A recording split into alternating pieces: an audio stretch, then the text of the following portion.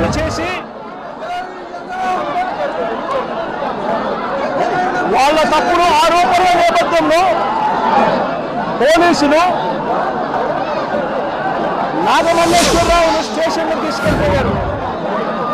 Counting రోజునే నాగమల్లేశ్వరరావును స్టేషన్లో ఉంచారు.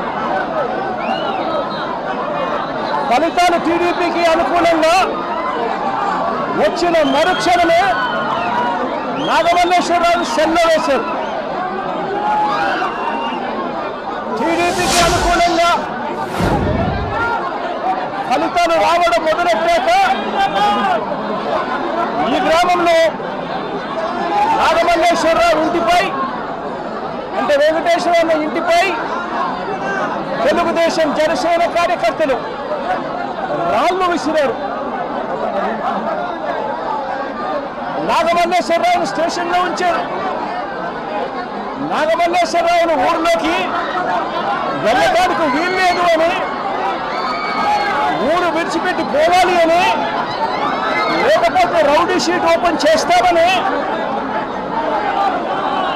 సాక్షాత్తు సిఐ రాజేషే చెప్పాడు.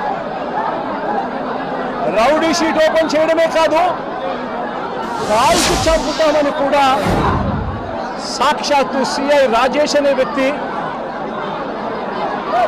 బెదిరించడం కూడా జరిగింది. ఆశ్చర్యం ఏమిటి అంటే జూన్ 4వ తారీఖు కౌంటింగ్ మొదలైతే జూన్ 5వ తారీఖు రాత్రి దాకా నాగమల్లేశ్వరరావు స్టేషన్లో ఉంచుకున్నారు. అవమానించారు, బెదిరించారు. ఆయన మీద చేయకూడని నేరాలన్నీ కూడా చేశారు. 5వ తారీఖు రాత్రి తనను విడిచిపెట్టారు. నాగమల్లేశ్వరరావు గుంటూరులో ఉన్న తన సోదరుడి ఇంటికి వెళ్ళాడు.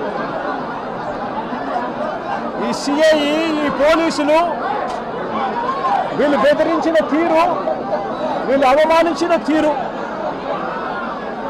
నాగమల్లేశ్వరరావు గుంటూరులో ఉన్న తన సోదరుని ఇంటికి వెళ్ళాడు.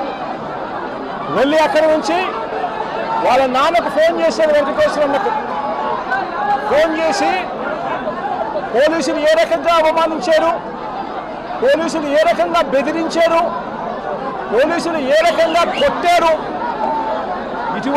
ఇటువంటి విషయాలన్నీ కూడా వాళ్ళ నాన్నకు చివరిసారిగా ఫోన్లో చెప్పి ఆత్మహత్య చేసుకునే కార్యక్రమానికి తాను వెళ్ళిపోయాడు. వెంటనే తన కొడుకును కాపాడుకునేందుకు, నాగమల్లేశ్వరరావును కాపాడుకునేందుకు వెంకటేశ్వర అన్న హుటాహుటిన గుంటూరుకు వెళ్ళి కొడుకును హాస్పిటల్లో చేర్పించాడు. కొడుకును హాస్పిటల్లో చేర్పిస్తే ఆ ట్రీట్మెంట్ జరుగుతూ ఉండగా నాగమల్లేశ్వరరావు ప్రాణాలు విడిచాడు. జూన్ 9వ తారీఖున నాగమల్లేశ్వరరావుకు భార్య, 2 కూతుర్లు ఉన్నారు.